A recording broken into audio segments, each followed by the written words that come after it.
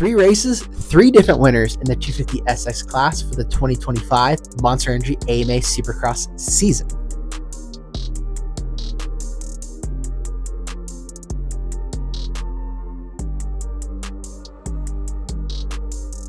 Welcome back to Rad JBI. I'm Anthony. This, of course, is JB. And we're going to talk about all things 250 class for the Anaheim 2 Supercross race. Let's start with the winner, Haiden Deegan. Finally got the monkey off his back. I'm saying that, but we're kind of used to him winning. He got very accustomed to winning during the 2024 Pro Motocross and SMX campaigns. I think we all had him pegged to win, if not both of the first opening rounds, at least one of them. And for him to go out and snag the win, kind of seemed like he really checked that one off the box. I think he's 7 points behind current points leader Julien Beaumer, and this 250 SX title is still well within his grasp. Yeah, good summary, man. Agreed. I think we all expected Haiden to have a quicker start to get in the win for the season, but for the first 3 races, man, for it to only take 3 races is not that bad. Granted, it's understandable they have a shorter season than the 450 guys, but by no means is he off to a slow start, but he definitely seems to be back to his usual form. What a brilliant save he had in his heat race, where he was going for that big triple, and I think he just caught the top of it, so he kind of bounced funny and then almost ended on a tough block. Or a lot of muscle had to go into him saving that, and just commitment. Because if I were me, I would have let go of the bike after just casing the triple.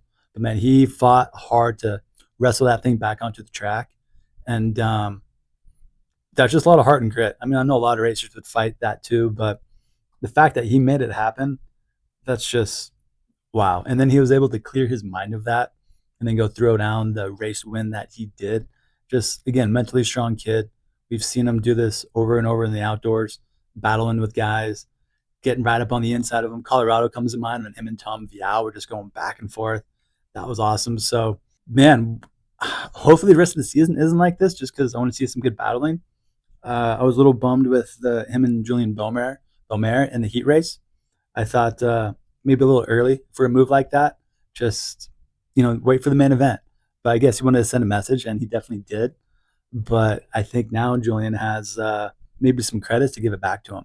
And I don't know if we really want that with such a short series, and especially with the second place guy going neck and neck. Because I remember Las Vegas a couple years ago with Osborne and Spachi. 2017. Yeah. And, that has to be, I think, the best textbook example of when to block pass and take somebody out. Last corner, last race for the championship. Mm-hmm. And I think it's going to come down to those 2 guys. But Haiden, great riding. Just from watching him be out there, it's very apparent you are the fastest guy on the track with the speed and aggression that you put out while riding. And I'm excited to watch you just throw down the next couple rounds and see how you surf around the hard-packed track of Glendale. But was he miles ahead faster than Julien Beaumer? I don't quite think so, because if you look at the average lap time, I think they're only off by like a tenth or 2. So when you really break it down, not a whole lot faster, but he did have the edge over Julien Beaumer. And I think if Julien can just find that extra tenth or 2 per lap, he can go ahead and kind of battle Haiden Deegan head-to-head. Yeah, and to your point, man, where does Julien find that extra tenth of a second? Could it be bike setup? Could it just be the night? Maybe Haiden was feeling that much more comfortable in the conditions. Maybe Julien wasn't. Whereas, to contrast that, Julien looked very, very comfortable at San Diego 2 weeks ago, where he did win, obviously. But even if he had not won, just watching his form and style on the track, he looked incredibly comfortable, fast and aggressive. And he did look like that this weekend, but maybe not to the same level.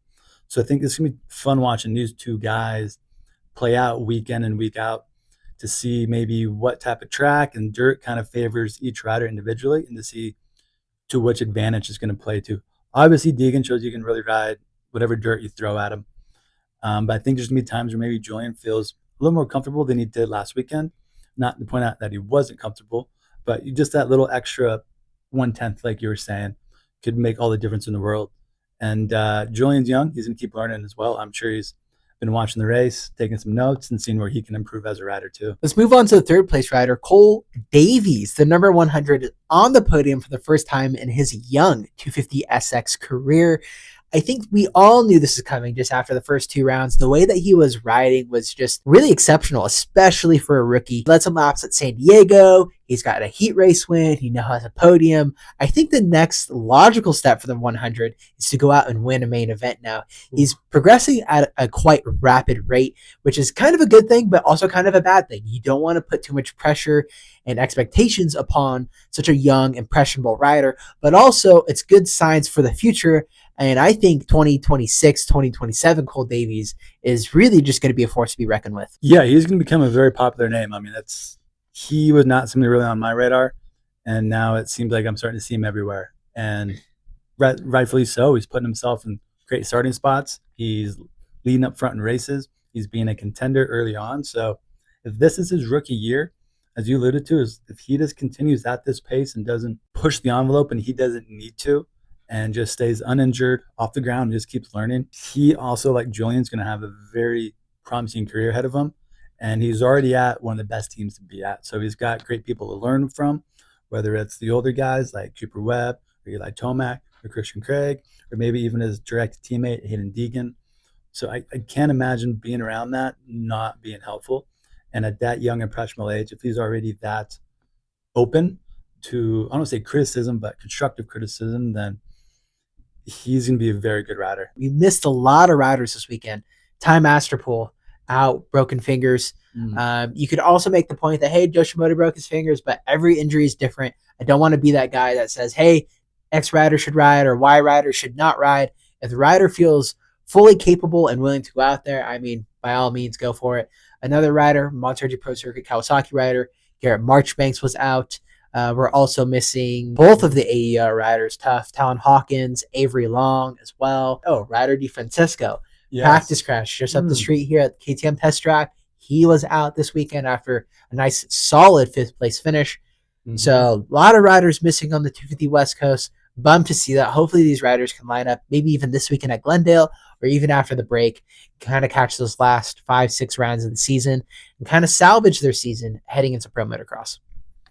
Jordan Smith had a triumphant 4th place finish. I know he wants better, but I don't know him personally, but all of those riders want better. But dude, he's consistently being up in the top 5, top 3. And I think it's just going to be a matter of a race going more in his direction. He's going to be on that podium step again for triumph.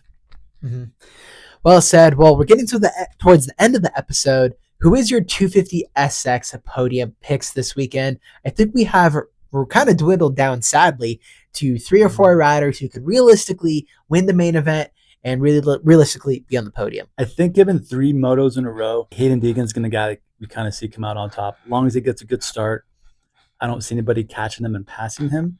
But the only people that start in front of him that can maybe hold him off, I think it's going to be Julian or Cole Davies. But that's going to be a tall order to do.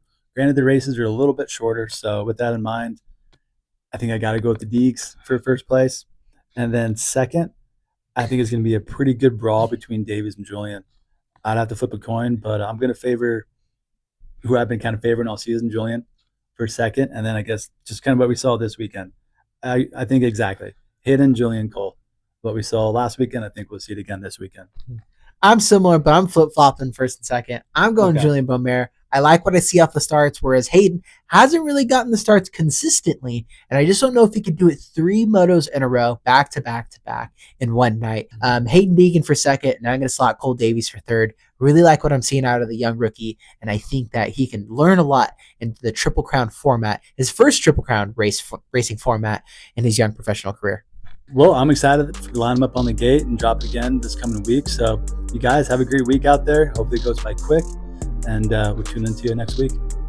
Yes, well, that's going to wrap it up for this episode. These are also available on the Ride JBI Spotify channel. So if you want to work on your bike, listen to these as you drive to the track or anything like that, you can go ahead and type in Ride JBI on your Spotify channel and you can find these as well. Thank you guys for watching this episode of the JBI Race Recap. We will be back for more after Glendale. Thank you guys for watching, and we'll see you guys in the next episode.